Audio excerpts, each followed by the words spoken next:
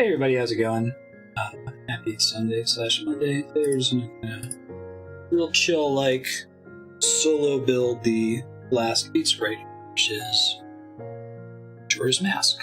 So go ahead and get this in here, and we'll get started. Everyone's been having a good weekend so far. I have a little empty tub I can use for this. I'm gonna need quite a bit of black.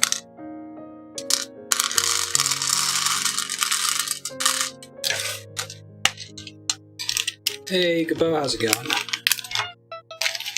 Kitties are out this time.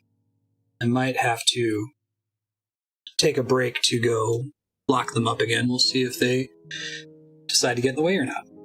So I measured this guy out. Each one of these 4 pegboards, zoom out here, is 29 by 29. Yukapo's Beadsprite is 32 by 32. So we are going to have to go over multiple boards. And there's a decision to be made here. Do I try to keep as much of it on one board as possible, or do I try to just sort of center it and get it across all boards? Things can go wrong when you move across multiple boards, but if you're going to go over another board, you want as much to go over it as possible. So it's kind of a hard call. I know for a fact that I can't fit it on one board, so I think I'm just going to try to start in the bottom left corner here. I'm still gonna leave myself a little bit of a gap on the edges. You don't want to be ironing on the edge if you can avoid it. And I think I'm gonna do outline. I don't know. The outline might not be terribly helpful for this one because there's a lot of black on the inside of it too to frame the face and the nose and that sort of thing. Put all your responsibilities off till today. Yeah. Good luck. It's enrollment window, isn't it? I think we're going to do Andrea's style for this one. We're going to go, do like we're 3D printing. So we're just going to go row by row, starting from the bottom row. So I'm going to start highlighting them. Help me a little bit.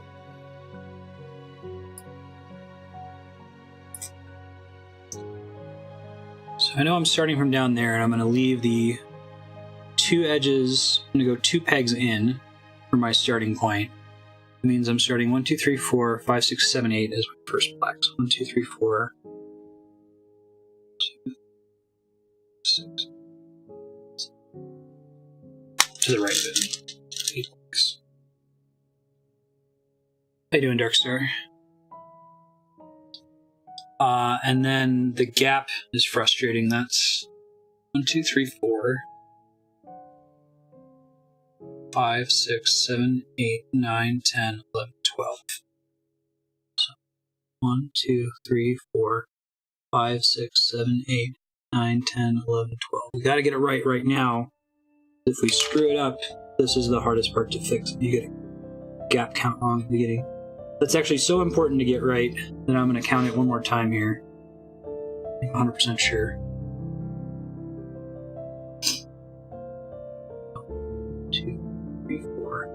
6, 7, 8, 9, 10, 11, 12. Break.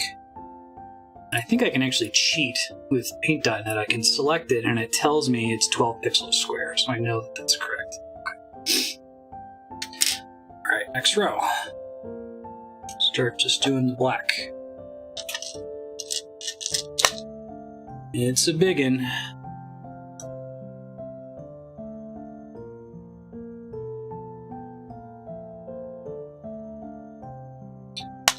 And I'm not going to completely 3D print it. I've got some color already in hand. I'm going to try to get some of that done here, but more or less we'll do Andrea's style. This one's already wrong, isn't it?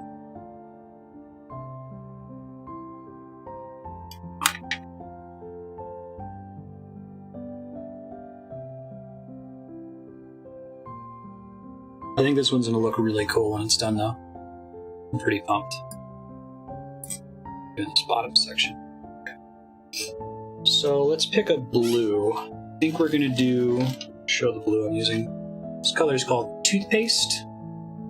That looks like that's about the same blue that's in the mask. So we'll go with that. If I still have the Beadsprites from yesterday, maybe I can throw them on camera here. It's the one not knocking anything up. We're in places we haven't done yet. Really like how these all turned out.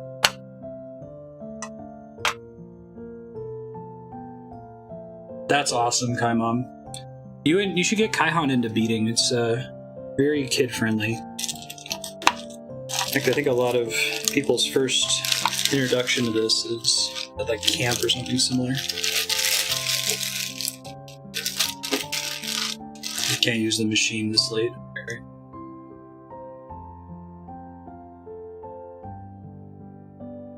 This is where Andrea was saying she has an easier time by not having to fill in gaps.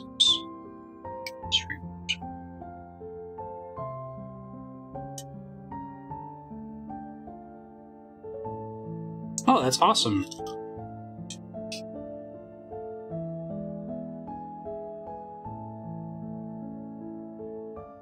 I see you guys are coming up soon with the Machinarium again. Hama beads are super common. Interesting.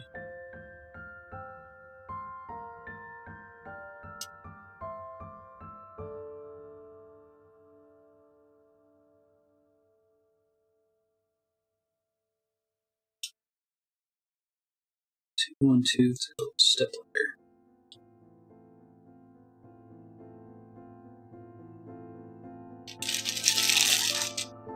The only issue with going 3D printer mode is that it's harder to see what the final product's going to look like. It doesn't really start to come together until you're almost done. Alright, and that's a pretty bright green. I'll show you guys what I got over here. I didn't get to show this on stream because you didn't have table space. Got this cool thing that I picked up from the Container Store, which seems like an otherwise useless store, unless if you're into this kind of thing, and these are all of Donovan's beads. Let's go, I think this is a good green for what we're doing here. I used to know all these color names a long time ago when I did this more often. Although it's a little bit light. Let's see if I have one that's... As with the human visual spectrum, there are more variations of green than any other color when it comes to beads. I think the light green is more accurate, but I'm wondering if the dark green would be better. I guess there's a lot of dark colors in the mask, so the green might pop a little bit at the bottom. So I think we'll go with the lighter green.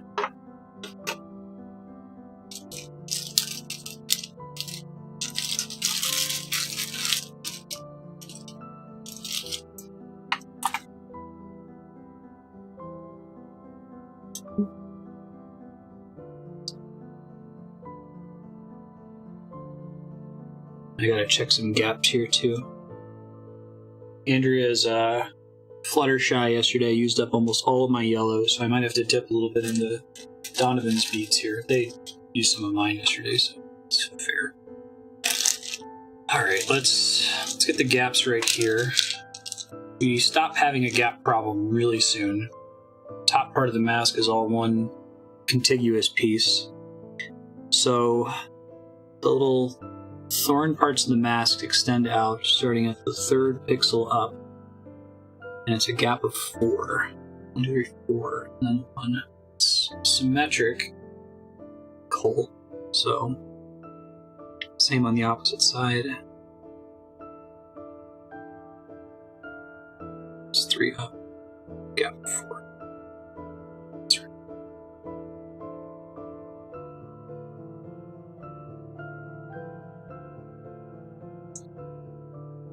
Three, 10.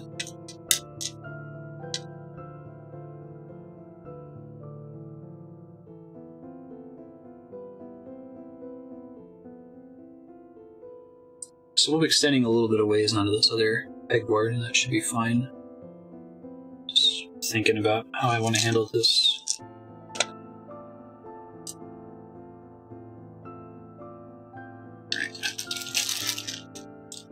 Little blue in the nook down there.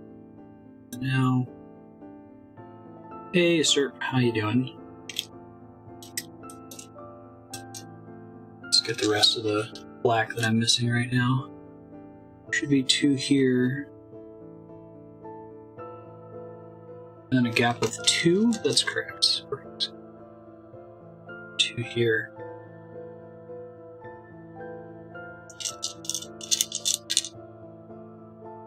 And they each go up by 1 up into the right one. Yeah, and then that goes there. Fix my highlight.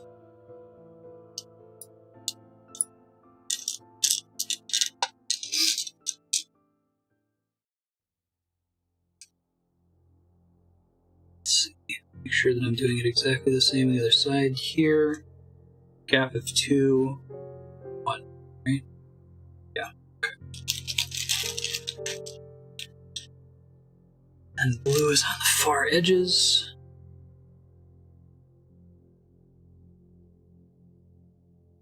And then green.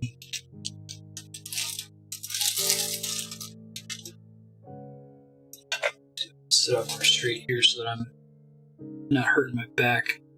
Got these stack of books in front of me so that the camera can see everything.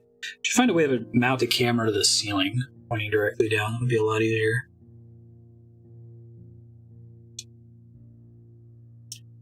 Okay, I think this is right. I think I got a few more black to put in this row. Oh, I gotta get that brown color as well. Alright. Let's go ahead and fill in. There's like a letter M at the bottom that I can finish building here. One to the right of those 2 blue. One to the right of those 2 blue. We still want to, even though we can use some of the other colors as a guide to see whether we're right, if you make a mistake early on with this method and you constantly use other colors as a guide to see if you're right, you can make a mistake that's like a couple hundred bead placements back and have no idea, and it becomes really difficult to fix at that point. So you do want to check against some global truth, so to speak, while you're going. I'll be using the edge as my global truth since we double counted that. That's good. Okay. Now we need some yellow. Probably going to burn through. Well, there's actually not that much yellow in this one. Something that's fun, I didn't show this off last time, but you can know exactly how many beads you need if you have Photoshop or Paint.net or some other tool that has a magic wand tool. If I click on the yellow and I set it to global and I turn the tolerance down, this is selecting every yellow that's on here. And let me see if I can scroll it down so you can see. Actually, I might not be able to show it on the stream easily without changing the crop setting. Bottom is 80. Try doing a reset. Oh, no. Bear with me. Reset transfer. Yeah. So you see there in the bottom left corner here, it says number of pixels square, 70 pixels square. That means I need to have 70 yellow. So you can use this to count the individual colors. Like I know that I need 60 cheddar and 94 brown, 290 black. Really convenient. The magic wand tool is like my favorite thing in the world. It's so convenient. And actually, there's a lot of things you can do with magic wand for this purpose. Like if you're trying to go color by color or do the outline first, you can select all of the black only, right? And you can copy it, make a new layer, which you guys can't see, and then remove the old layer. Now I just see the black. So, yeah. Never need to know the number of pixels. Yeah. It's a weird application, right? I feel like the reason I like Paint.net so much is that it's about as lightweight as something like MS Paint, but it has some Photoshop tools, so it's when you need a little bit more than Paint to do something quick and dirty, but you don't need to load all of Photoshop. And even then, there's still a lot of little features that, like, who cares about the pixel count? Why would I need to know that? But I was able to do the same thing to figure out the total number of beads in any of these. I just, selected everything except the negative space. Which actually, let me make this easier on myself. We delete the negative space so it doesn't confuse me there. Alright. Looks good. Let's get some brown. So we've got multiple choices for the brown. That's more of like a burgundy, kind of a burnt red color, sort of. So I'm trying to decide if it's this. This is rust. think that matches. It's actually almost perfect. To think of it. Yeah. Do a color picker. No, I think that's gonna be fine. Overkill. Yeah. Rest is what we want.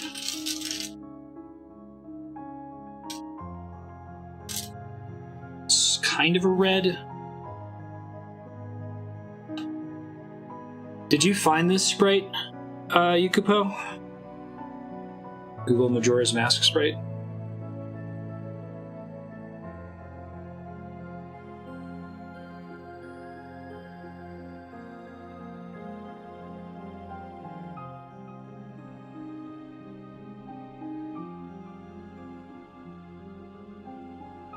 Try to stop bumping the camera. Yesterday we had so many people and like camera in the background, cats running around. They were trying to focus on the presentation, so I apologize.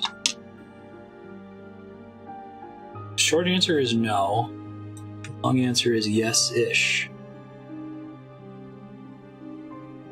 Rage quit Smash on like day 3? Jeez. Been saving myself for stream. It's been very painful. Actually, it's not that bad because I let myself forget that it was coming out this weekend, so I didn't like spend all week super pumped for it. And I think I'm more excited about the story than anything else. That was something I was kind of bummed that they didn't have in Smash 4.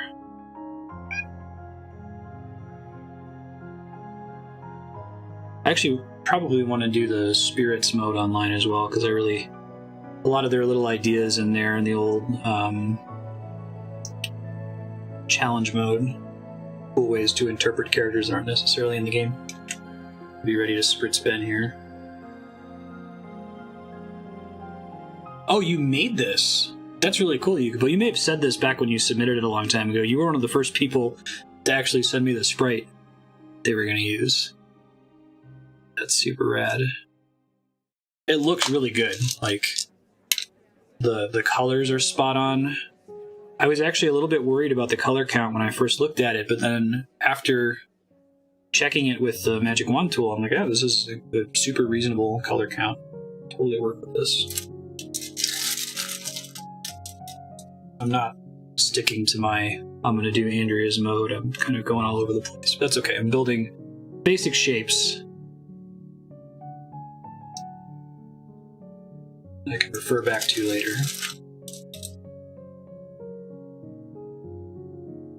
Yeah, I'm trying to avoid any further information about the new Smash. Figure it out when I play it. Yellows. Like Smash enough for it to be worth paying full price for it. Fair enough. Yeah, it's interesting that it's like one of the only fighting games, like the basic meat of the game is kind of fundamentally competitive, or you think it would be. But it has a lot of non-competitive appeal.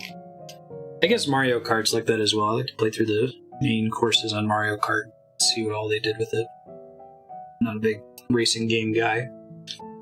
I wouldn't care to do that with really any other racing game. I think I'm just a Nintendo fanboy.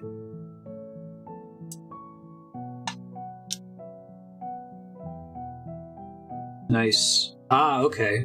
You use somebody else's Beadsprite? Yeah, I've done that before.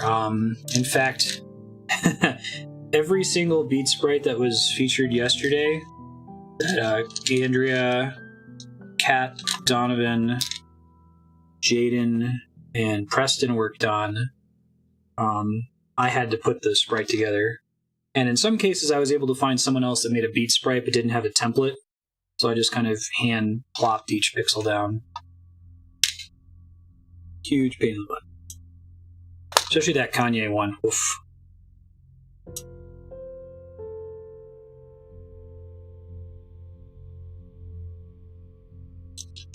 Oh, life is pain. I do think I was talking to Kat about this today, that the correct way to do something like that is to add a cheat code to let you unlock the roster. Because I personally enjoy unlocking the roster. But I get that that makes it hard for, say, tournament organizers.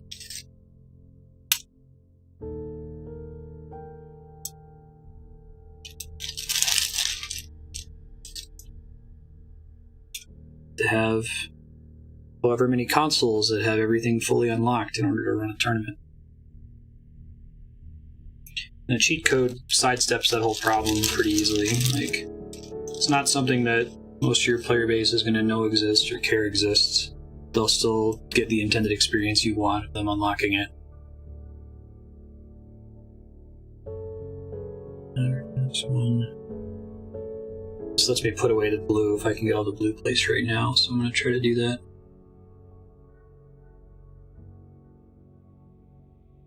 $300-person tourney yesterday. Wow. It's impressive. I heard that Sakurai et al. Had the ear of some of the competitive crowd. I'm surprised that nobody, one, asked them for cheat codes, and two, that he didn't throw one in there. You could make it a really, really, really, really, really obtuse unlock requirement, right? A really annoying code that only like TOs are ever going to bother to look up and figure out.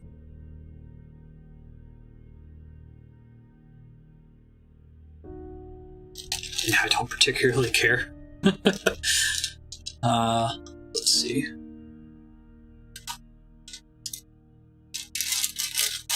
Yeah, right. Something that's not a big deal. 122 characters long is a good way to do it. 256 characters to move your full characters in Golden Sun too. Right.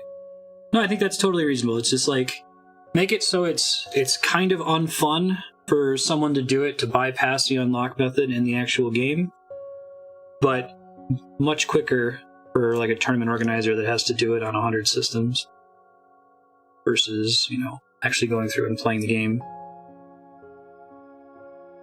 I think that's a big deal.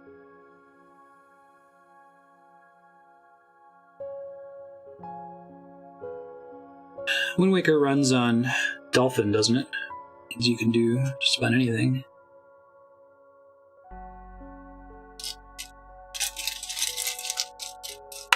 Try to get all the green done.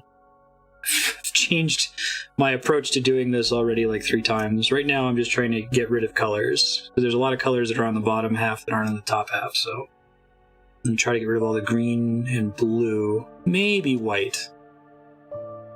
Probably not.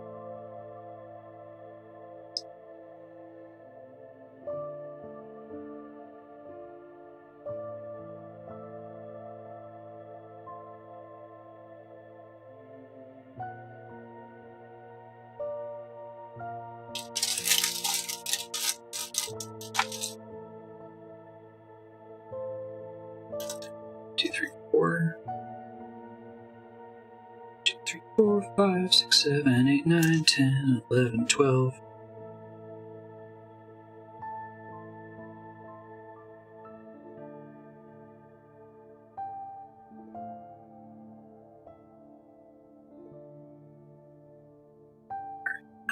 Space there in the green.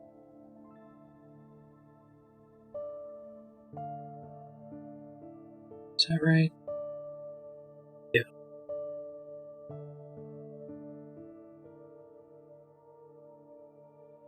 We should be alright. If you guys catch me put a beads in the wrong place, let me know. Just want to do a quick sanity check scan here and there. I missed, I think, 2 beads yesterday that people caught on. Shit. Harder for me to notice if I screw up doing it this way.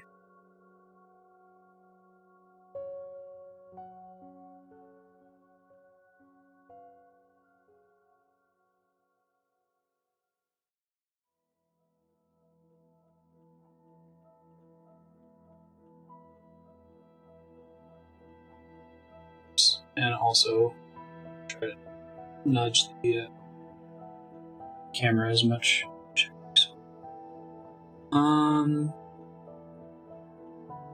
This one goes here.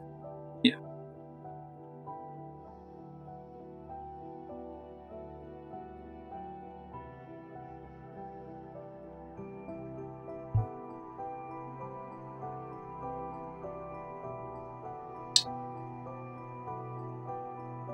Or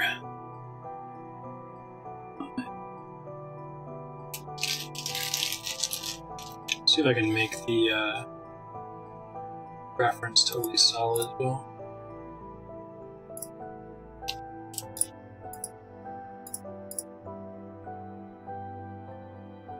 It's the worst fear, not having enough space on the left and having to move everything right. There's a lot of things that can go pretty wrong here. Oops.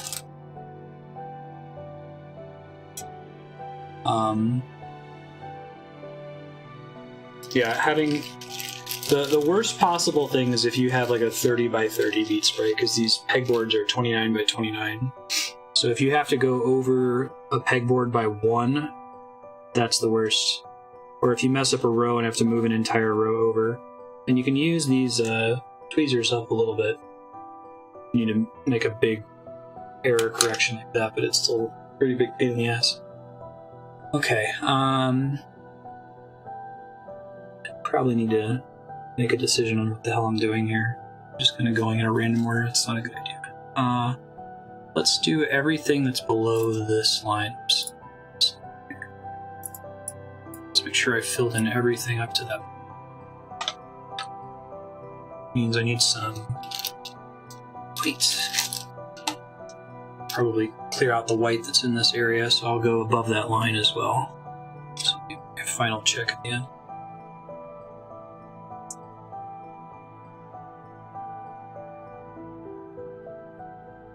Get a couple rows without white for a while after that.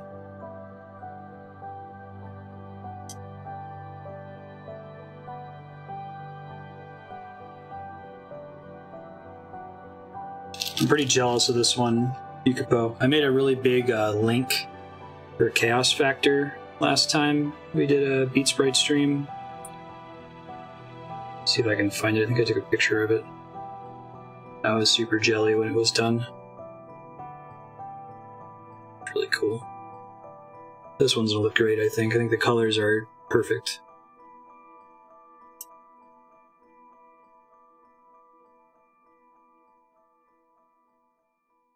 A ghost. So spoopy. How you been, Donovan? What have you been playing lately, and why is it not World of Warcraft?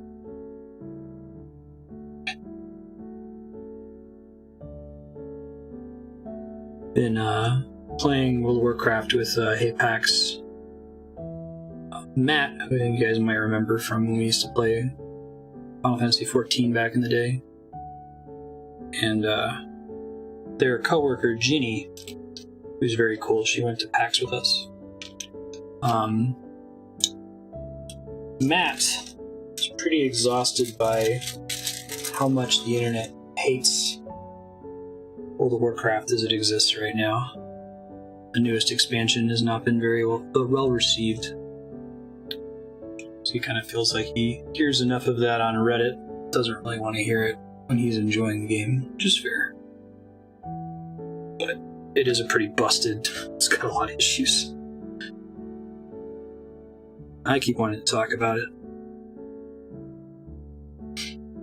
WoW is a really important, I mean, everyone would agree it's an important game, but I feel like the direction WoW takes is going to impact the direction the entire industry takes, even outside of the MMO space, but especially in the MMO space.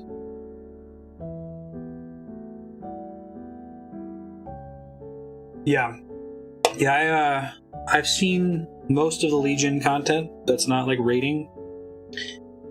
Legion was pretty incredible from what I saw. I'm actually kind of bummed that I missed it. It would have been cool to come in and play the game at that point and then quit. Because it kind of seems to be like the natural ending point.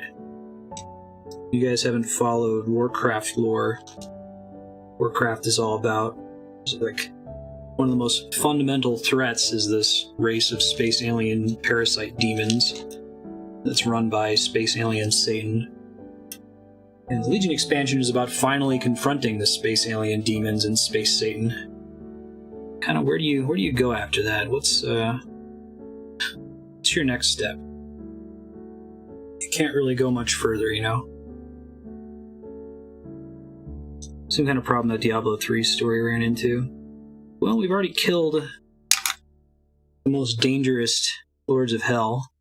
I guess there's a couple random lesser Lords of Hell that are still around, but we're going to make out to be more threatening, so we have no choice. Guess we'll fight Diablo again, why not?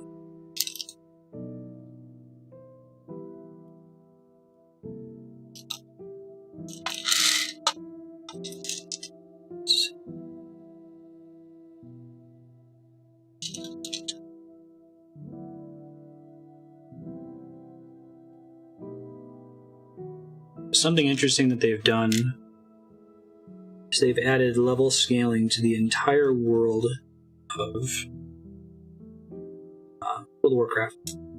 And note, it's not traditional MMO level scaling like you see in Guild Wars 2 or Final Fantasy XIV, where your character adjusts in power to the state of the world. Instead, the entire world adjusts, which seems like kind of a weird way to do it. But anyway, it works in such a way that if you are level, 86, you kill an enemy and you level up to 87, all of the enemies around you will become level 87. Or if you're fighting an enemy in the open world, an enemy has 200,000 health and a second person shows up to help you, you'll actually see the enemy's health go up from 200,000 to 300,000. I think that scaling is really important in MMOs. Guild Wars 2, actually, City of Heroes was the first game that really did scaling. Took that seriously, and that's why we get the term sidekicking. Ever since that someone came up with that idea, it's like, okay, everybody should do this. But you have to be really, really careful in the way you implement it, I think. There's a lot of ways it can go wrong, so to speak. I think this is right. This goes here. Should make 100% sure this entire section is done. Major class focus quests, which are going to get one of us in a particular storyline. Yeah. Talking about Legion. Yeah. Legion added a lot of content that was unique to the class you were playing as. So if you were a mage, you would get completely different content than if you were a warrior, which has to be expensive. Like, you're making this cool content and you're accepting that. You probably have metrics on how many people play max level ults in your game. I guess that I would expect it's less than 50% of your player base. So a huge percentage of your player base isn't even seeing this content that you're spending all this work on. But in the case of World of Warcraft, in the case of the Legion expansion, they kind of took a shortcut. They mostly reuse like old expansion assets for the quests. And you think people would be annoyed by that, like, hey, you're not making actual fresh content, you're reusing old stuff, but it was actually kind of awesome. Because if you have a game that's 14 years old, and you have 12 years of that content is irrelevant, there's no reason to ever go back to, vanilla zone number 23. You suddenly find a way to reuse that zone and reuse some of the NPCs in that zone. That's incredibly cool. Alright, I'm going to review this line by line for the section that I've selected and see if I feel like I'm missing anything.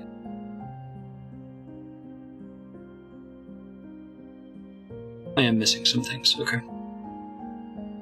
So I gotta get some more black over here. Total of...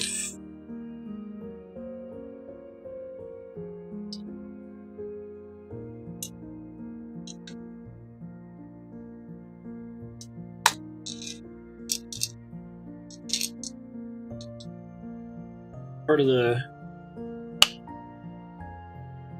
issue with the current WoW expansion is that it's kind of schizophrenic. Like, nominally it's called Battle for Azeroth, and it's supposed to be about the renewed fight between the two factions of the game, the Horde and the Alliance, which kind of have to ask some pretty basic questions about that to start with. It's a little silly that we're still fighting after all this. I mean, I guess you've got real-world examples of that.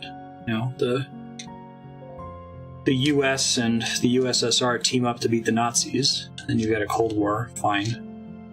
But the way they're going about it's pretty silly, and then the actual content of the expansions has very little to do with that war. It's mostly about exploring cool Aztec world and cool, creepy swamp world and sexy fox people world and pirate world and Witcher 3 world and Call of Cthulhu world. I was posting from that. Darkest Dungeon questline. And every now and then I'm like, oh shit, that's right. We're fighting. You're the Alliance, you're bad.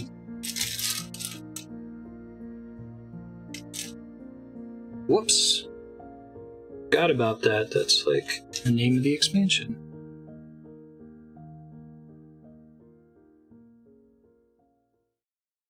Blair Witch. Trustfar? I haven't played The Witcher. Creepy covens and wicker men and stick figures and stuff. Kitties. We put up the tree today and there's a bunch of empty boxes with like packing materials in them. I'm going to check on them and make sure they're not to no good.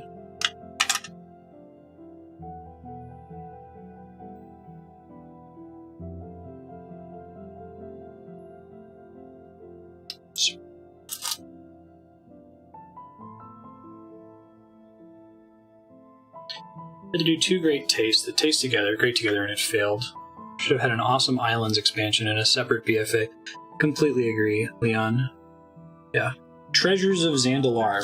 Go explore Aztec City. It's going to be great.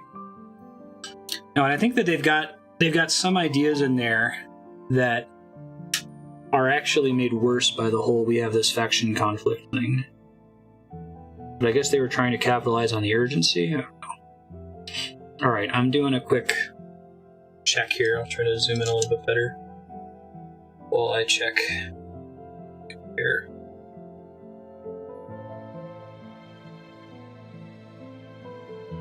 Black, 2 yellow, 3.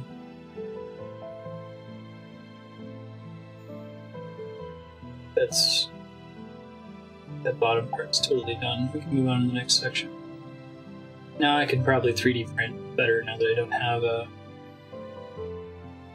giant gaps in between things. Cats are always something good. No kidding. Okay. I'm trying to think, like, the problem with the 3D printing method is you're changing colors all the time. That means reaching into different bags. Rather, if I see a bunch of the same color in a space, do them all at once so I can reach from the same handful. So I'll do a blend, as I have been doing.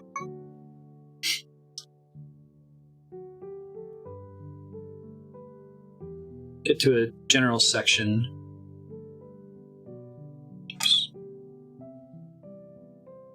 Go ahead and select the new part that we're working on here. Let's do a T version.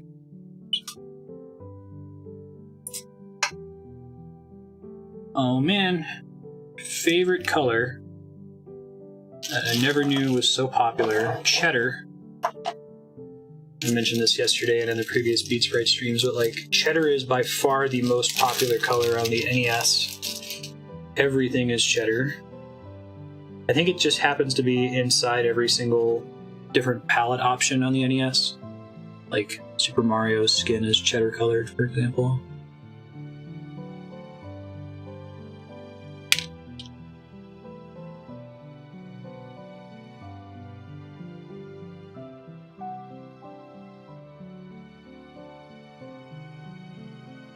I have quite a bit more cheddar, but I don't puss it out for a while, so I won't worry about it right now.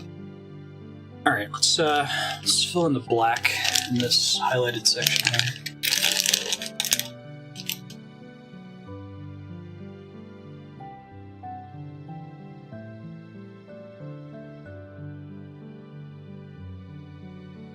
I've actually kind of effectively done the opposite of doing a black outline this time.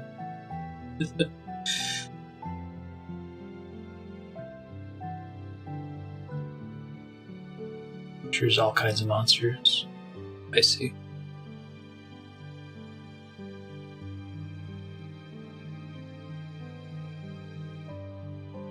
I don't know, I feel like there's a PvP focused MMO that's coming out, isn't there? In the Dark Age of Camelot, folks.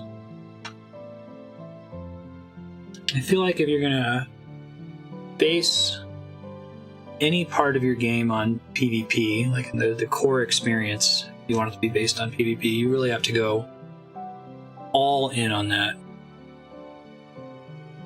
There's a mistake here somewhere, I gotta find it. It's right here. Yeah. No, that's wrong too. Here? I think that's right. I should fill in the brown. I'm gonna do that now. It's gonna throw me off if I don't. Camelot Unchained.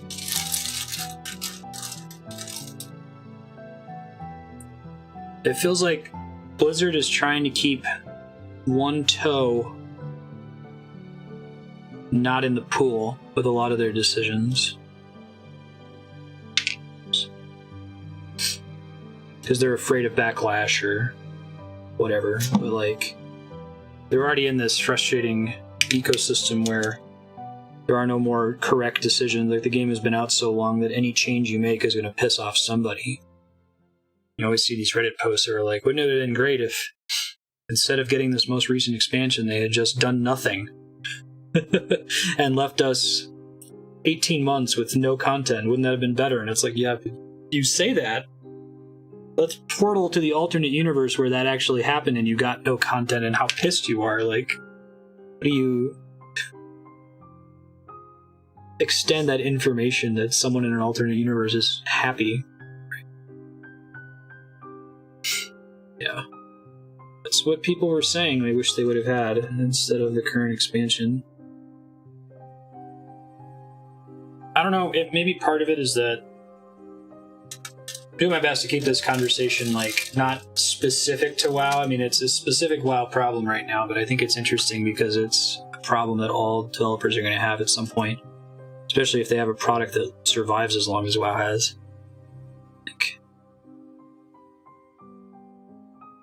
maybe Blizzard shares responsibility in that they don't come out and say, hey, here's why we didn't do it this way. I think they've been cowed by their own player base and the not communicating. I mean, I get that too. You know, I'm super small fry as far as streamers go, right? But even I've learned that I should be careful making blanket promises of like what I want to stream eventually, especially when I have something like the voting system in place. Because if I throw out there, hey, I think that I want to play Octopath Traveler on my own time, so nobody has to add it to Subblock, nobody has to add it to the voting spreadsheet. I'm just going to play it on my own. Y'all who want to see it are going to get it for free. And that has consequences if I don't follow through on that thing I said I kind of wanted to do.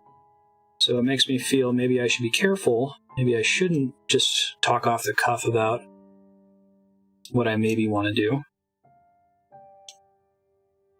Right, and like, but imagine that effect, but magnified 100 times in the case of Blizzard, where there's millions of people hanging on to every word, memeing about every poor choice of words for years after the fact. Using now and the beads below the same color. You mean the brown and the black? No, there's just the one shade of brown. I can highlight them here with the tool. It might be because I have it highlighted. You guys can't really see in that call out, can you? Thanks for checking though. See, that's all one brown. But when I highlight it, it darkens a little bit. I'm just highlighting the section that I'm currently working on.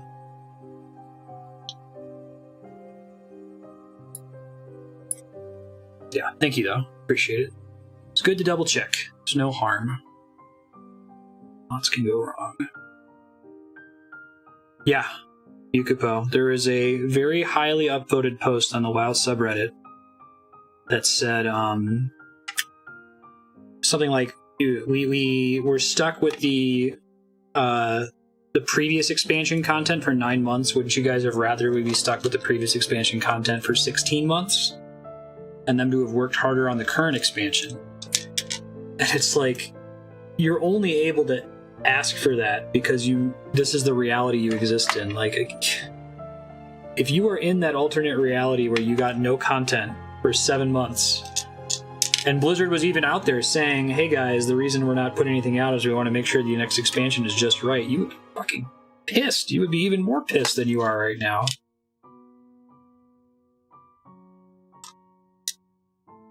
It's just this kind of a lack of self-awareness.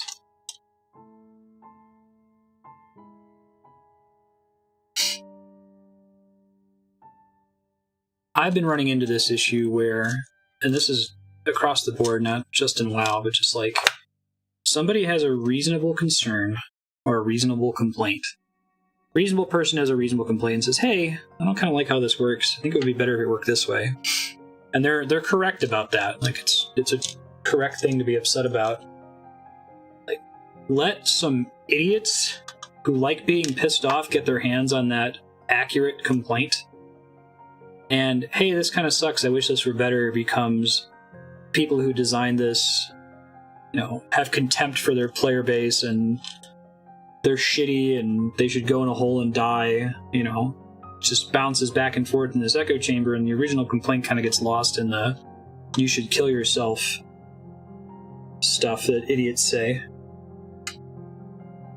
And then I think that your person that you're complaining to starts to associate complaining, airing of grievances with you should kill yourself, and say, you know what, I'm just not going to listen at all because nothing good ever comes of it. And I really can't blame them.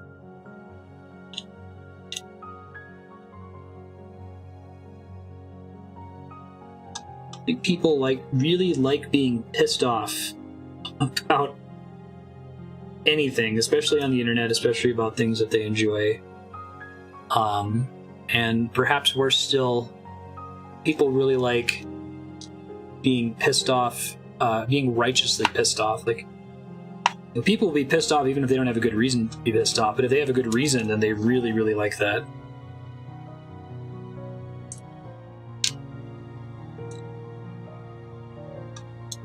Game reviews, yeah. Now, I very rarely watch YouTube.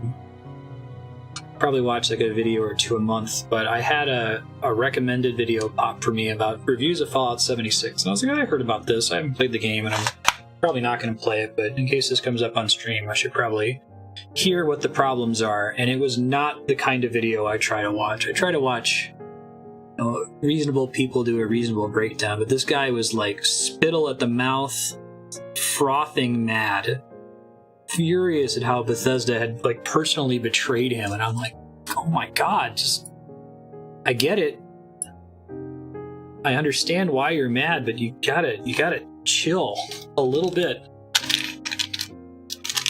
Yeah, right. And then you have that problem too. Somebody gives Breath of the Wild an A5. Okay, who cares? Why does it matter? No, there's a new Dragon Age? That's exciting. I hope it's good.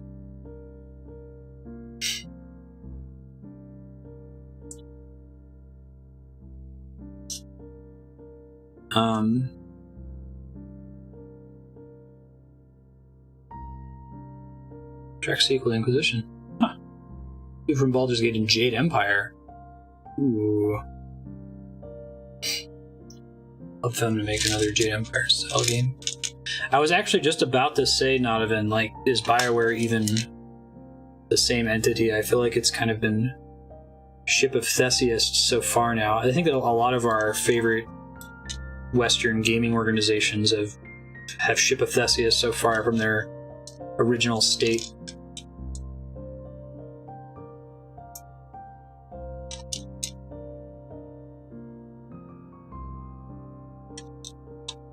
This is Dragon Age Andromeda. I'm going to burn BioWare to the ground, but I'm hopeful.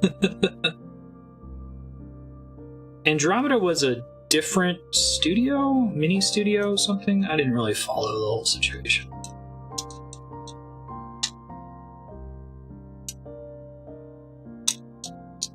Andromeda was a war crime. I am fortunate I didn't play part of it. I started it even after people were really upset. And it had some ideas at the beginning that I thought, hey, this kind of feels like Mass Effect. This is cool. but it kept doing stuff that felt off in a way. Liam O'Brien must have been involved. Not even I have to own your hatred of Liam O'Brien. I was actually just thinking about it recently, how like people were having fun giving you shit for that. I need to learn how to own my hatred of Persona the way that you own Liam O'Brien. Uncompromising. When I first realized that I hated Persona, I was like, I gotta be careful about this. Like, people spend a bunch of points to upvote this. Really want to see it played. Clearly, the community really likes it. These games have like a 98 on Metacritic or something ridiculous. Clearly something's wrong with me. But then I kind of half-ass it.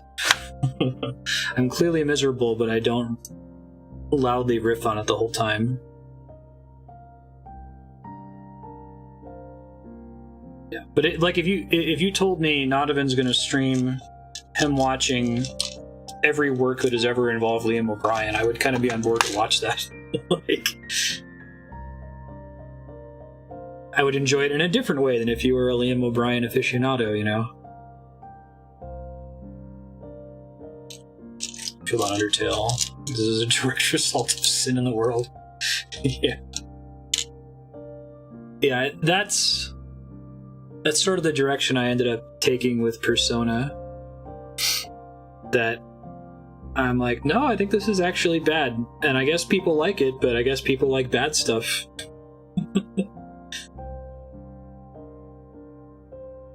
Now, I do regret I experimented with that a little bit. I was a little snarky during Nier Automata, because I was pretty annoyed at the beginning of that game, and I really regret that. I may have hurt a couple people's feelings, but I didn't really mean to. I understood better once I beat the game what the experience was all about. The level of snark wasn't appropriate in that case, like it is for Persona. I love you some American Horror Story.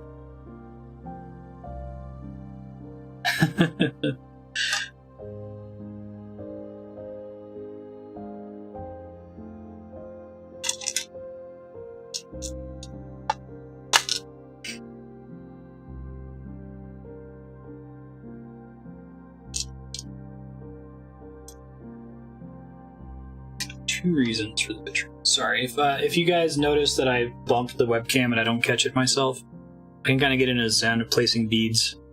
Forgot to check my peripheral vision. Just speak up and say, hey, we can't see the spray. There's all the black in that section.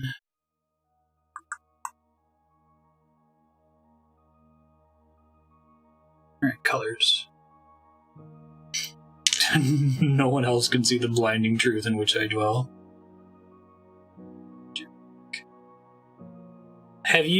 So is your main method of interfacing with him through his work, Nodovan, as a voice actor? Have you like ever watched him doing stuff like Critical Role, or he's just being a person? I guess it's also okay to hate someone's work but not mind them as a person. I've had the opposite of that, where like, well, no, I also hate Guns N' Roses. I was gonna say, if I liked Guns N' Roses, I would be okay with liking Guns N' Roses but hating Axl Rose.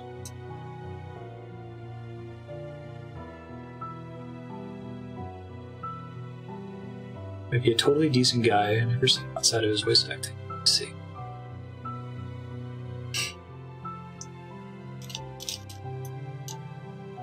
I hate his work. I hate Guns N' Roses so much. I really do. Most of it is Axl Rose. It makes it difficult for me to separate. The example I was giving is I can separate these two. I actually can't.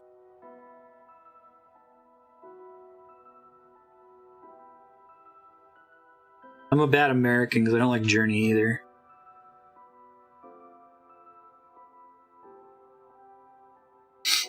I don't like that Guns N' Roses became a standard common answer for name a band from the 80s. That's a good point. Symmetric.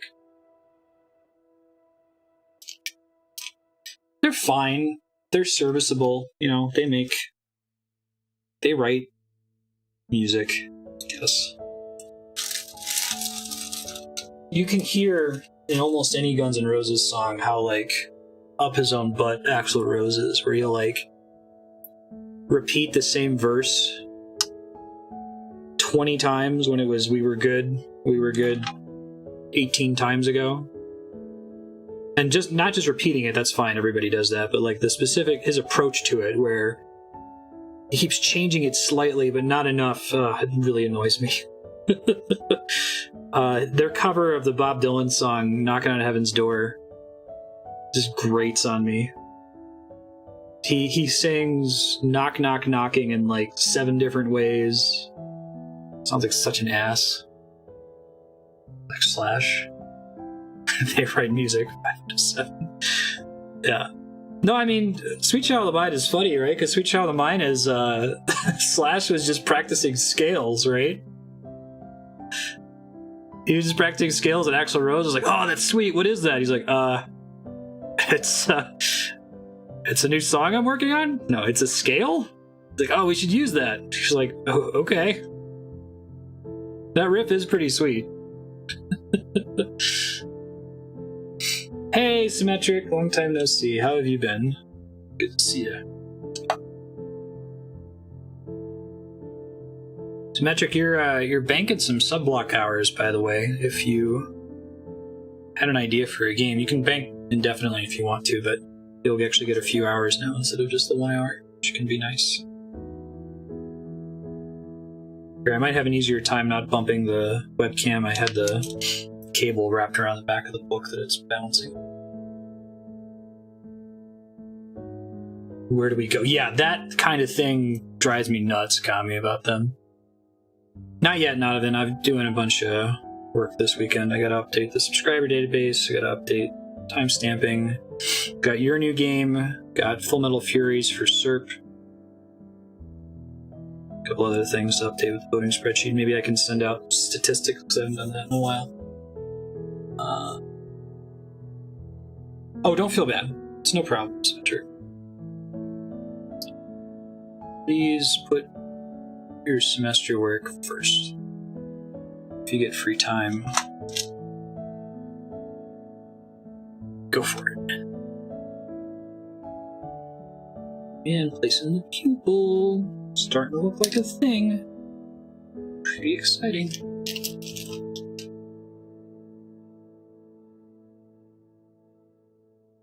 Yeah, it should be out. I've set a personal goal, Donovan. I'll try to have it out tonight. Before stream tomorrow. The voting spreadsheet should be fully updated. All that jazz.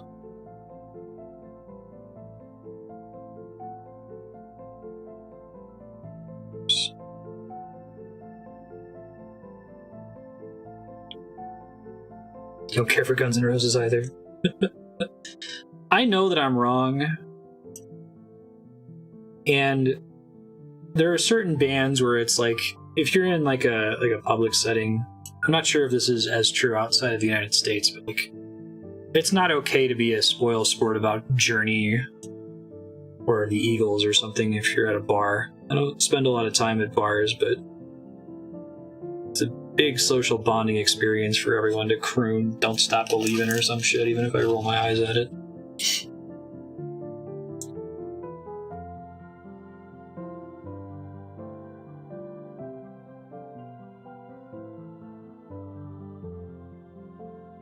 Look at that song because of the Dodgers. Yeah, that's a good way to put it. There are very few, to be fair, there are very few songs that I actively hate, where I want to like turn the radio off rather than hear it. That Gautier song, I think, that wound is still pretty fresh, and try to turn off the radio and it comes on. Life of the party, I know, right? Got my number, Ikubo. Oh man, we get to do purple soon. Actually, once I bust out purple, that's the last color. Oh shit. Somebody put an orange in the yellow bag. Talking about war crimes.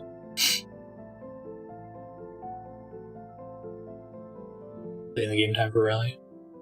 Guns N' Roses, Journey, and Bon Jovi. So, I don't have a problem. I've tried. I was actually just thinking about this. I was going to list Bon Jovi as like, this is a artist that you know, everyone's going to play the song at the bar, and everyone in the bar is going to sing along. And they're going to get super into it. Shot through the heart. But for whatever reason, Bon Jovi doesn't bother me. And I think it's because Bon Jovi knows that he's super fucking corny. The thing I don't like about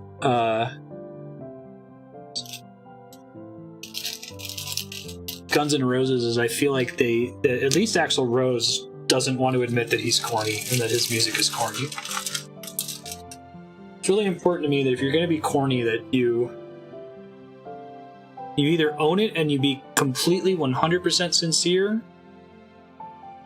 or that you recognize that, yeah, this is how I pay my bills, right? I think Slash realizes that it's corny, Kami. I want Bon Jovi because I'm a sucker. Yeah. I think it's actually kind of unfortunate that Slash ended up in that situation. I think Slash would agree. I haven't really followed the last time I watched Behind the Music. I get the feeling that Slash and Axl Rose probably don't get along very well.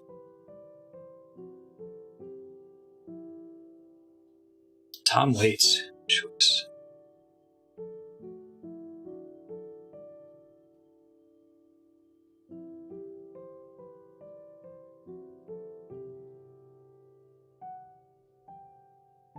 That's cool. All right, purple. Got a couple choices, but I think the one I'm grabbing is the right one. Take a look.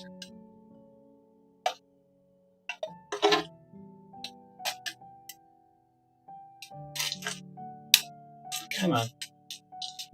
Bag's a little over full, so it's kind of stuck in my drawer here. So I could do this color for the purple, which is a little bit too bright, I think. My other option. Oh, that's much brighter. It's more blue. It's the same color. No, this is what I want. That's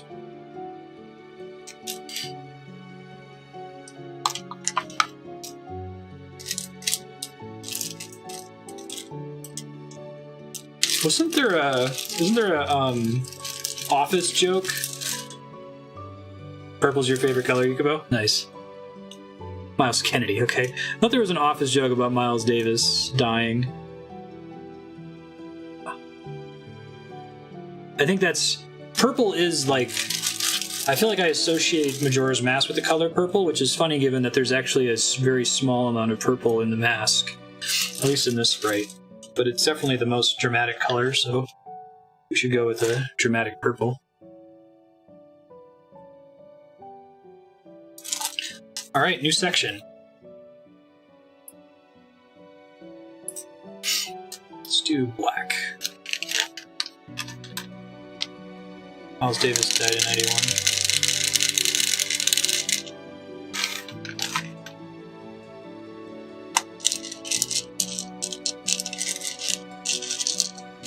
Glorious Sons. What kind of music do they make?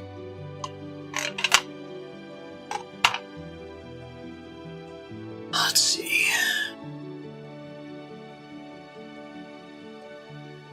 Straight up 1, 2, 3, 4, 5.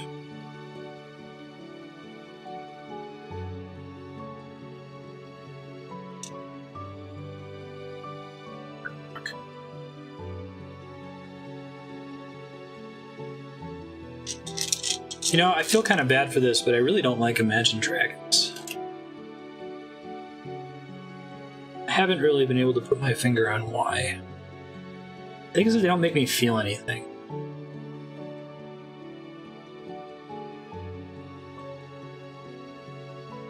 I don't need every song to inspire frisson to get the hairs on my arms to stand up. But most songs I feel something, or there's some part of the song that I particularly look forward to. Very middle of the road. Yeah, maybe that's it. There's a lot of music that for whatever reason it just doesn't I don't feel anything when I hear it, so I don't really consider it. And that usually means that I like pop music, because most pop music does a pretty good job of having a cool hook that you're looking forward to. You know, on the edge of your seat, you can't wait to hear the chorus or something. Even like In the Air Tonight, it's kind of a garbage song except for the one drum fill, so I will listen to the whole song just for that drum fill. Or 8? Yeah, pop music is kind of drab. And there's a couple, was it? Not that recent. Uptown Funk. Uptown Funk is an interesting song. There's a lot of things going on in that one. That's a good pop song, and I see why it was so successful. But not every song is Uptown Funk.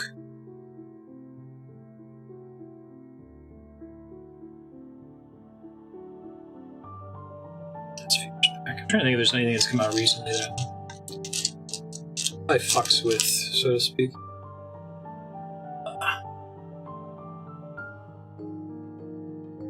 Two here, make sure these connect. One, 2, 3, 4, 5, 6, 7, 8. 1, 2, 3, 4, 5, 6, 7. Okay.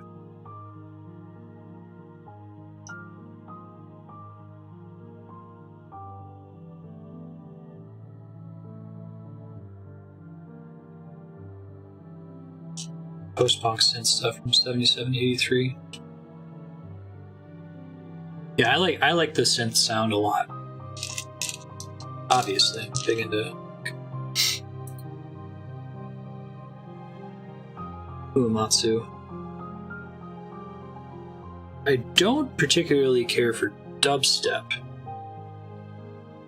which is interesting because I just said that I'll listen to an entire song just because I'm waiting for the catharsis of a drum fill or something else that's cool, but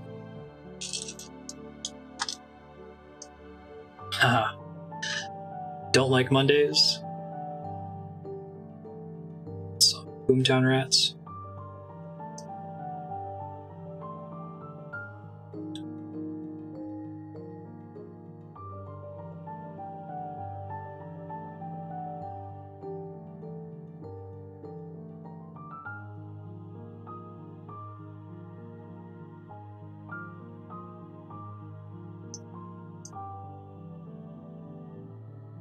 You know, the singer for the Boomtown Rats and I Don't Like Mondays is the guy that plays Pink in The Wall.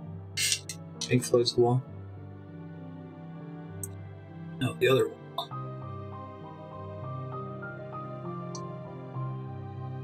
Oh, Street Maps, the good dubstep. Yeah, I guess melody's really important to me. It probably shouldn't be. But I think that's just because I grew up with video game music. It was a really... If you ask some of my friends when I was in high school, I didn't listen to real music. I listened pretty exclusively to video game music for a long time. And then I kind of realized, hey, some of those video game songs that I like are heavily inspired by Deep Purple and Boston and Pink Floyd, Rush.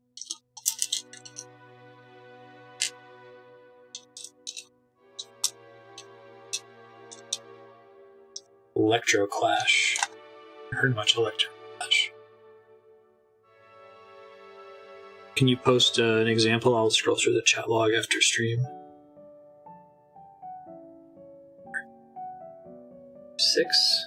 Oh yeah, that's right, because it connects down to the eye. Good to double check and count, though.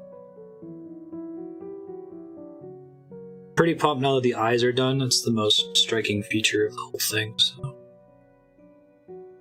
Looks less and less like a random blob.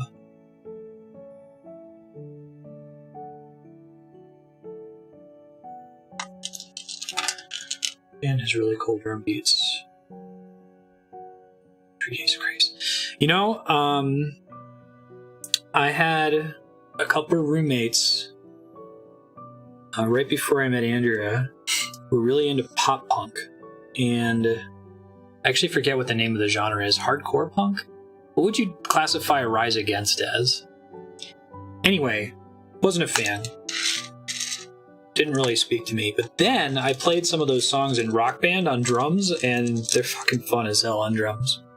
Like, I don't really care for Jimmy Eat World, but the drummer for Jimmy Eat World has a fucking fun time.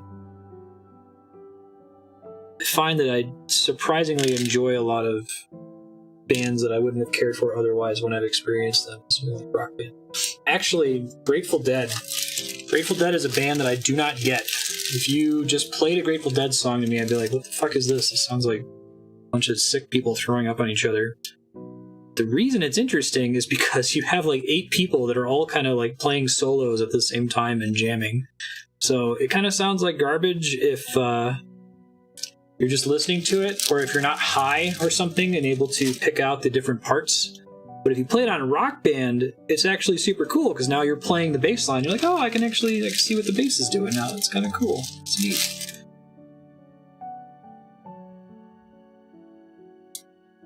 Same with the drummer 3 Days Grace. You listen to the beats, you're like, this drummer is so much better than the rest of the band. Rock Band actually helped me a lot to pick out the parts of a song more. I used to listen to music very holistically, and like, what does the completed product sound like? I wouldn't listen for a cool stepping bass line. Like, what's the song? You Ought to Know by Alanis Morissette. Flea is actually the bassist for that song from Red Hot Chili Peppers. And once you know that, you will listen to the bass line of that song, and it's fucking rad. In fact, that whole song is rad. She got a really good guitarist and drummer as well. I just forget who they were.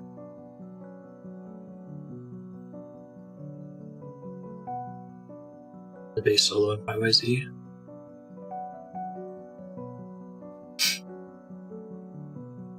Yeah, just YYZ in general. Ooh, I screwed up, didn't I? I did. Caught them, so it's okay. It's a white there.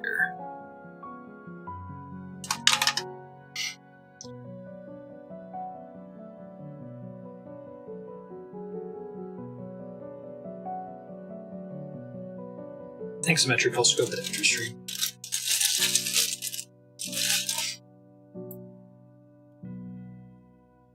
Cool. It's such a fun topic. Like, having a very specific genre taste and then, like, having to find a introduction to it or, like, an archetypical representative of it. Something's not right here. Oh, wait, no, we're okay. Country rap?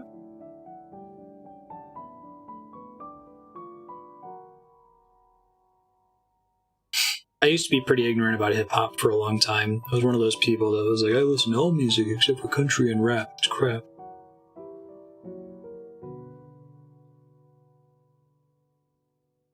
Hip-hop is really cool, and it's hard to get into because unlike conventional rock music, most hip-hop is self-referential. Like, the body of work assumes that its listener base is familiar with the entire body of work, and there will often be a quick sampled beat or a lyric that's referencing something from like the 80s or the mid-90s. And your ability to enjoy it increases exponentially the more familiar you are with the entire body of work. It's like Undertale, right? Like, Undertale is a game that you could probably play it without having played any of the games that it's referencing or riffing on, and still enjoy it and have a decent time, but you unlock a really big dimension if you've played Earthbound and Chrono Trigger and Final Fantasy VI.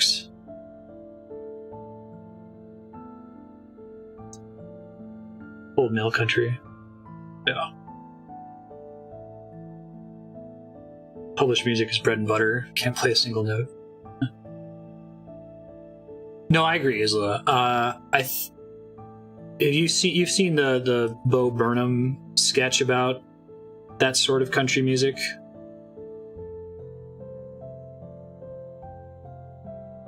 Y'all dumb motherfuckers want a key change? I'll have to check it out. If you haven't seen it, you should totally watch it. This is from a stand-up bit. You can probably Google Bo Burnham country.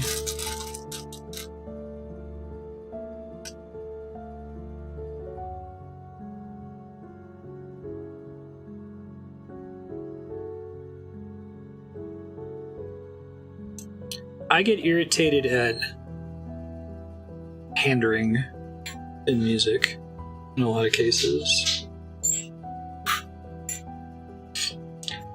Okay, so Donovan's here. She's going to be running the washer and dryer. I'll wait for it to start, and then I'm going to try to adjust the microphone so it's not picking it up in the background. But apologies if you hear a little bit of rumbling.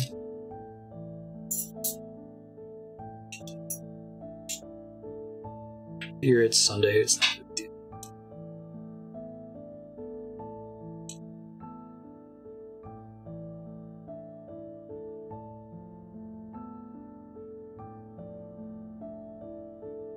Yeah, music where I can hear the pandering.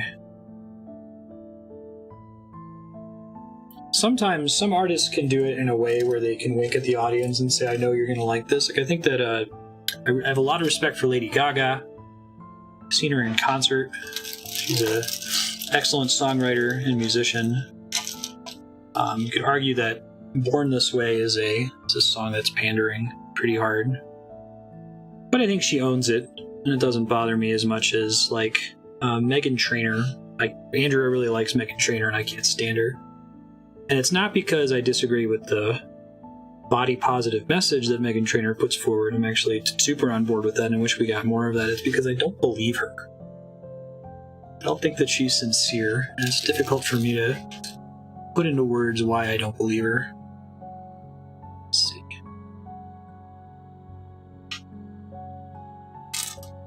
I feel like she sees that there is an untapped market to exploit. She's doing a very good job of exploiting it.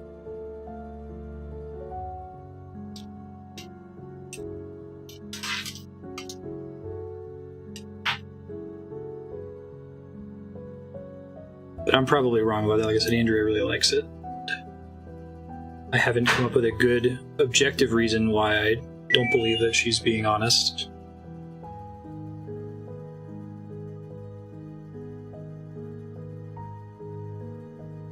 After I finish the eye here real quick, I'm just going to adjust my microphone so it doesn't pick up the washer here.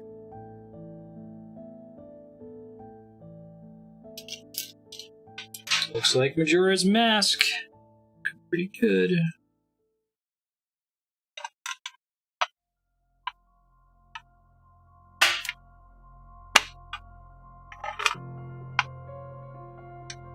Okay, we're actually almost done. A couple more sections to do.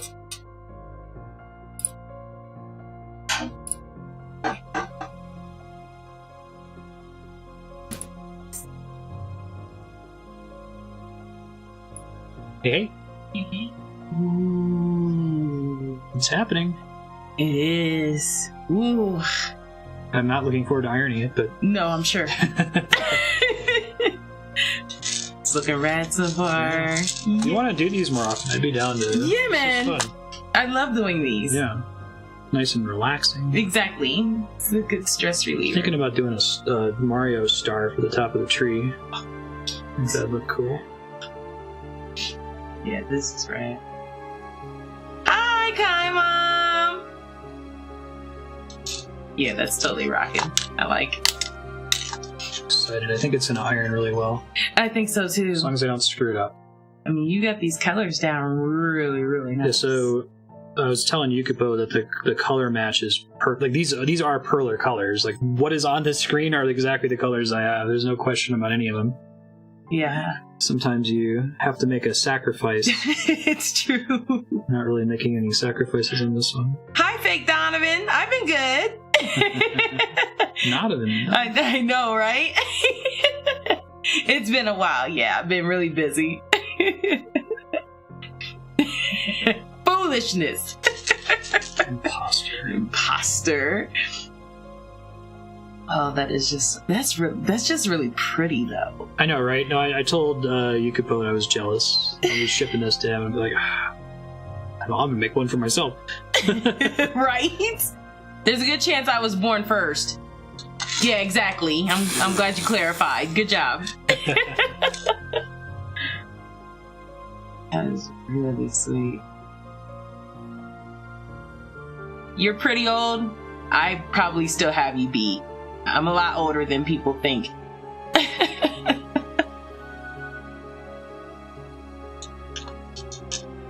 Donovan wasn't chosen until 2006, and you've been Donovan for much longer.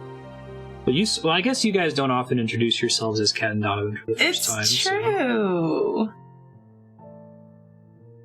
So. Yeah. Good job, Kami.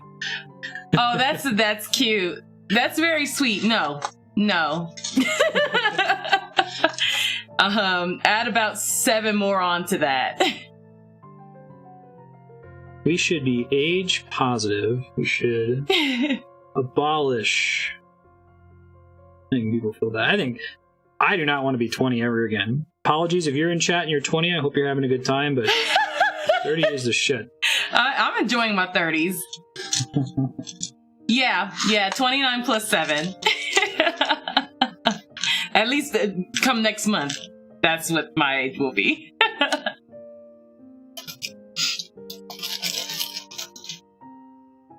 I'm really big.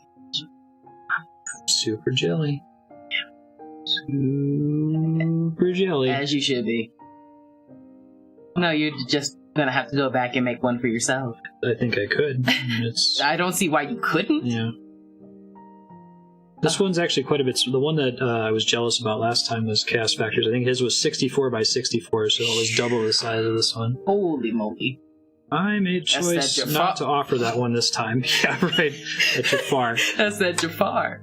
Exactly. We're gonna cut it off at 32 by 32. That's rude. Why am I not building 2 at once? I wonder if that would actually be faster. I don't know. Just copy and paste at the end. There you go. Come on. Yeah. You know. Should be trivial. I'm glad you got to see it now that it looks like a thing. Yes. Like when it was down here, I'm like, okay, what is this? Nah, that's totally rad. And you're getting close to the end of it. We're gonna finish. Super sweet. Ben Hare's up there. And then Ben's not here. He's here. Yeah, I know, right, Nodovan? I still think I'm however old I was when I first started paying bills. Like, I think being an adult is a scam. No one's gonna tell you that they are, and I think that people in like Gen X and above have gotten really good at pretending like being an adult means something, and a lot of millennials are like, fuck it, I'm gonna go play board games. Yeah, right. Like why would I not? Why would I stop doing that? You haven't given me a compelling reason at all to not play Rock Band. I get people that look like, really, that's what you do with your time? What do you do with your time? You sound like a hater is what you sound like. Bite me. Shit. Be mad at my balance of life, and it worked out for me. Yeah, that's me too. You could post since I'm a teenager. I've been 30. Mm-hmm. Like, you don't really have a lot to grow. You kind of grow into your age, and then you're like, well, shit. What now? I've always been a young soul. Young at heart. Yeah, oh yeah. And children keep you young for the most part, till they stress your ass out, and then they age you. The hair reflects that.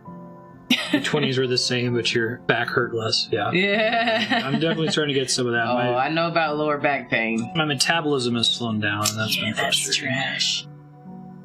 Metabolism is trash in general. And yeah. Suddenly, you have consequences. Can I go in the other direction? Can I start with consequences and lose them when I get older? Because I can develop good habits.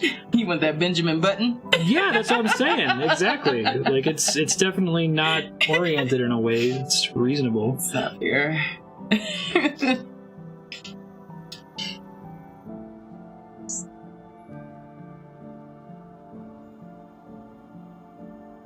Somebody get on this. Give me that Benjamin Button. Find the cure. Shit. Uh-oh. Brad Pitt was on the right track. Yeah, right. That movie any good? I know the premise, but I haven't seen it. I have honestly not seen it, so I don't know if Has anyone seen Benjamin Button? I heard it was pretty good. I mean, it's Brad Pitt. So. There you go. I remember suddenly having to realize that Brad Pitt was a good actor, because I had let myself. I don't know how I got confused. Because he started to become really popular when I was in high school, and it was the popular thing when I was in high school to hate on anyone who was pretty and attractive, and you know what I mean? Like, well, I mean, it's always easier to go against the grain. Yeah, like, if absolutely. everybody likes him, then why wouldn't you want to not like him? Yeah. You know what I mean? So, no, I've always enjoyed it. I had a crush on him when I was a kid. good choice. Yeah. Yeah, but see, I like old men. I'm more of an Anthony Hopkins. Anthony Hopkins is where it's at. Yeah, man. Did you Jeremy see Irons. Anthony Hopkins in Thor Ragnarok when he had to play? You don't realize that it's happening, but he's playing Loki pretending to be him. So he does like Tom Hiddleston. He's like, oh shit. And you know, he's done such a good job that you're forgetting that that's Anthony Hopkins acting like a fool. It's right. Fantastic. Yes, he is a treasure. Oh, he's a sweet treasure. Best part of Ragnarok was Matt Damon. Yeah. I don't like Matt Damon. Matt Damon. I've never been a Matt Damon fan. I'm okay with Matt Damon. You met Matt Damon? That's pretty cool. Oh shit. Oh no. Oh, that's even more cool. Now that I know it's somebody I like. Oh, I bet he is. I just want him to talk to me. Just whisper nothings of anythings in my ear. Just go. The first time I watched the original Star Wars with Andrea Harrison Ford came on the screen and she just gasped, and I was just like, Jesus Christ. Compete with this. I mean, Harrison Ford in his indie days where he was handsome. I don't know about now. Not my thing. Too old Harrison Ford. He gave a speech. Oh, okay. I thought you meant you met Matt Damon. I caught up now. Yeah. You were on board. Catch up. Yeah. I could listen to him talk to me about Shakespeare. Quote from Shakespeare. Anything. Oh, man. Shakespeare and Anthony Hopkins. Oh, Jesus. Give me a mop and a bucket.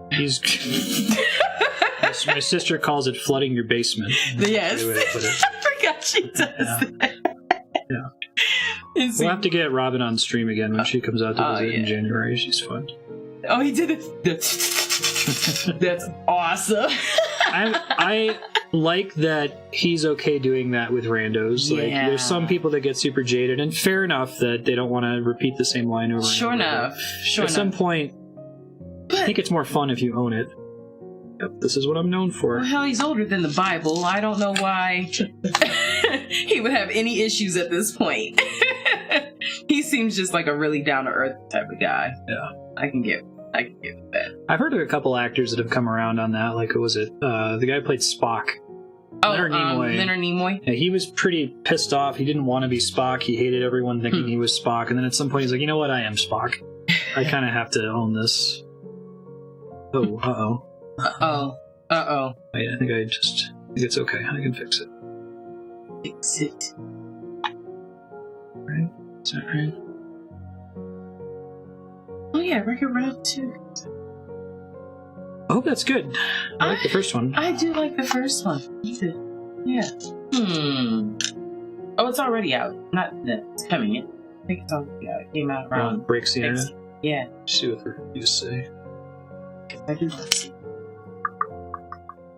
Oh. I know, right? It's the colors alone. Yeah, I know. That purple just Pops. Mm. You need to make you one too, Don. Make two more. I know, right? That's. You're the worst. It is the perfect purple. 2, 3. I was going to say, we were saying earlier that like I associate Majora's Mask, the entire game, with the color purple, and I realized there's actually not that much purple in the whole mask, but it stands out. Yeah, so it much. stands out. It's Pops. I don't like it. All right, it's about to be ironing time. Woot. Is there anything I can do to aid in this situation? could you grab the iron and the paper for me? That'd be really nice. Hi. It's over on the kitchen table. Thank you. You're welcome.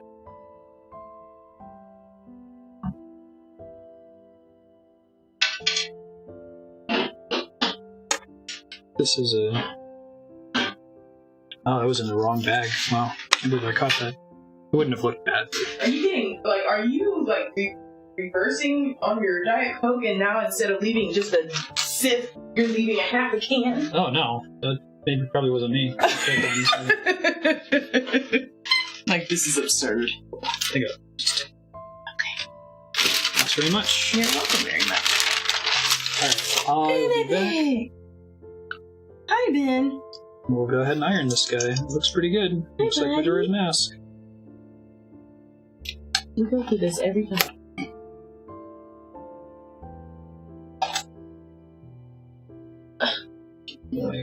Mm-hmm.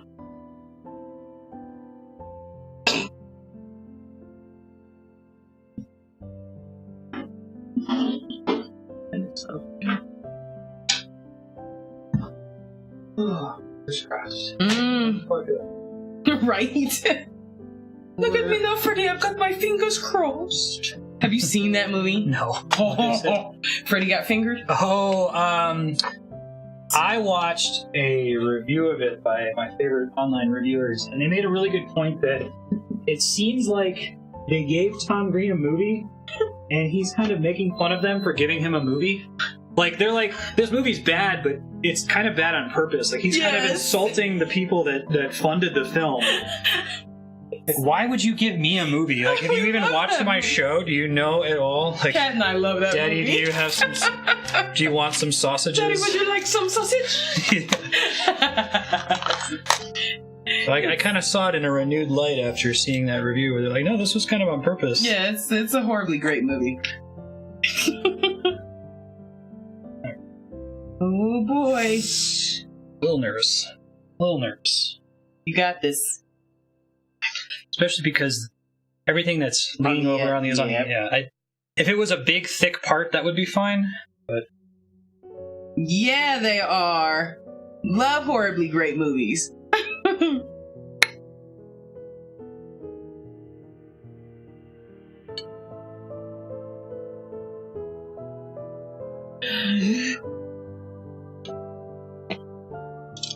It's the lotion on its skin.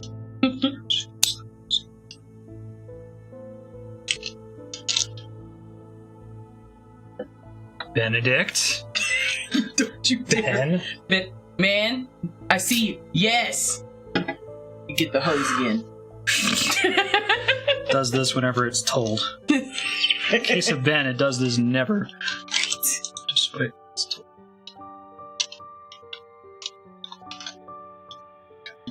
Confusing. I'm worried. Don't be worried. You got this. People joke about this. Don't fuck this up. Yeah. People joke about this on stream that routinely I'll go into a boss fight in a game like Dark Souls and say, alright, I'm gonna die in this one. And that's usually the one that I win on. So I've tried not to do that on purpose. I've tried not to say, alright, I'm gonna die thinking that that's gonna give me luck to win. Right, I was gonna say. I don't ever want to be confident and then have the confidence That's your wave of superstition. Yeah, exactly. Don't rub up against me. I don't have food for you. You want me to love you? More, I don't want to be embarrassed. Say, I got this, and then I know. destroy the thing. Nailed it. Here, I can hold that if it'll make it easier for you. Tell me.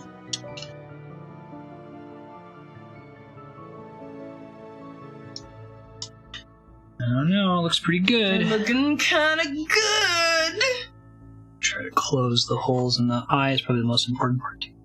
Consistent, the rest of it doesn't really matter. That's funny. Steady your camp.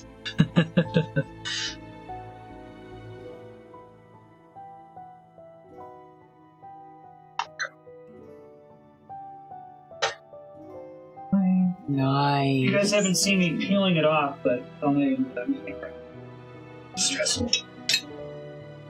Yeah, you can. You wouldn't mind holding it. I I'll hold the camera. Alright. I don't mind. Gonna quickly get it in the kitchen. Oh, is the washing machine already done? No, it's just quiet. Yes.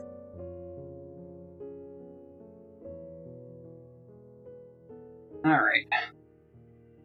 Now you get to see the stressful part. This part's stressful to start with. This is where you find out if all the beads actually melted. If it comes up off of the paper, that's bad. That looks like Majora's Mask. That is pretty. Alright, and now we have to... It's pretty strongly adhered to the board. Yes. And if I just grab one of these corners, I will definitely rip it. So I have to be very careful. And like I said yesterday, there's a time limit. As it's cooling, it's starting to warp upward. So I need to get it to flatten it while it's still hot. I kind of need to get all the edges at once. Why don't ever stick that hardcore? What do you do? It's not a big deal though. So you can do the tape method where you take it off of the pegboard to try to save your boards, but I have like 200 boards from when they went on sale. So when they warp, I'm like, I'll just use a new one. I've always just ironed on the pegboard. Well, the alternative is you put a bunch of Scotch tape on the back of it, and then you lift it off of it with the tape holding the beads on. Oh, and heck! See, no. I will spend, 30 cents for one of these pegboards to not have them all fall off the tape. Exactly. Like, that is so terrifying to me. That's tedious as hell. Yeah. F that noise. I pass. And apparently, you kind of have to do that for some of the really big ones. But, yeah. Well, and that's what it looks like. And that's what it is! That. Da, da, da,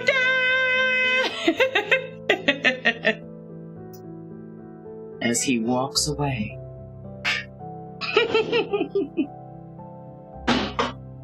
Cool. Thank you. You're welcome.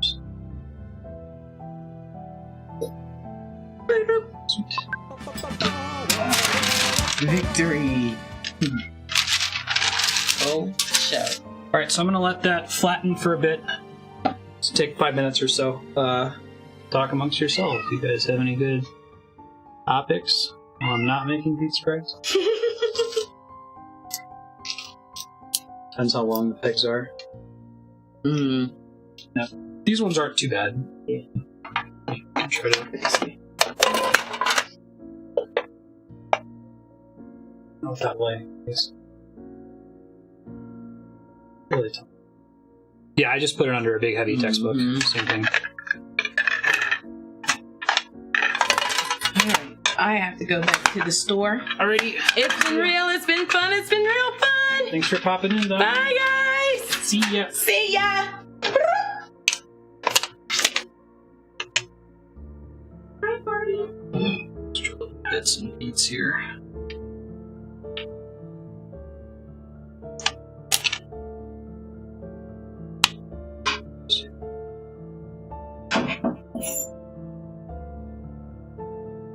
To the other side here too.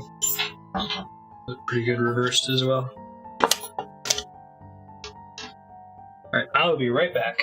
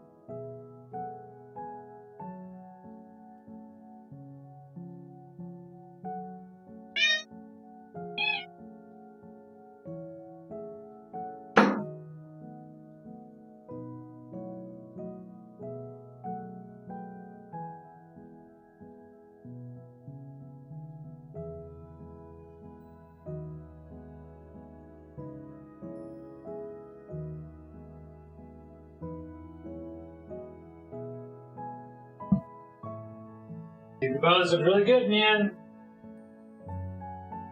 Let's make a really nice coaster. You like hot glue some corkboard on the back? Here's what it looks like. That looks damn near perfect, like color-wise. I had to make some color. Now you're up here, Ben. Okay. Oh god, please don't knock them over.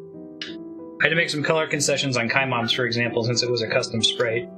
But like, that guy is spot on, basically perfect. You can see the reverse side as well, if you prefer that. Hi, one. Ben. But yeah, you could Somebody, hear that's some. Ben. No, Cammy, that's Ben. Just like a square corkboard on the back, and that would be a really cool coaster. You could run a little bit of wire through it to turn it into a Christmas ornament. Actually, while I'm here, before we sign off, I'll show you. You could do that from one of these. Give me 1 second. See if any of them already have a hole over. This one does. So is that one. Hold up.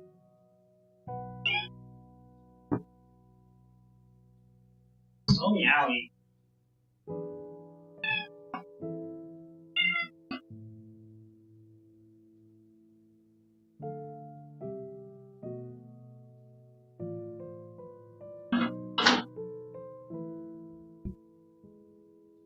We just did this today when we put up the Christmas tree. I have some of this craft ribbon.